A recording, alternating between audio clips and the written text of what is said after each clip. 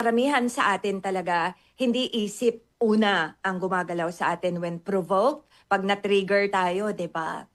Minsan nga masulyapan ka lang ng hindi maganda, hindi lang maayos yung tono nung sinagot ka, pero talagang grabe,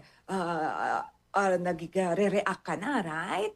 So, kunyari sinabi sa'yo sa kumpanya na, "Oh, kinausap ka 'no, na kailangan i-improve mo yung, pag-uugali mo kasi napansin namin," et cetera, ganyan. One feedback, pero yung isang empleyado na sinabihan no'n, pakiramdam niya pinahiya siya, pinagalitan siya. Ano ang reaksyon niya? Anger. Alam mo 'tong boss ko hindi ako na-appreciate, eh, pangit talaga yung ugali niya, monster siya. Di ako na-a-appreciate.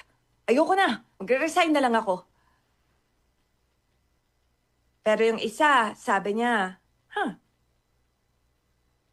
paano kaya ako mas magiging mahusay pa pagdating sa attitude ko? Sir, ma'am, meron ba kayong suggestion kung paano pa mas magiging maayos yung aking pag-uugali?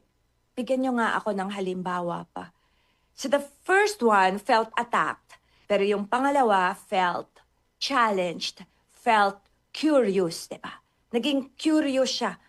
So, dahil magkaiba ang kanilang damdamin, parehong sitwasyon lang din naman, parehong feedback yung binigay, pero magkaiba yung kalidad ng kanilang pakiramdam pagkatapos.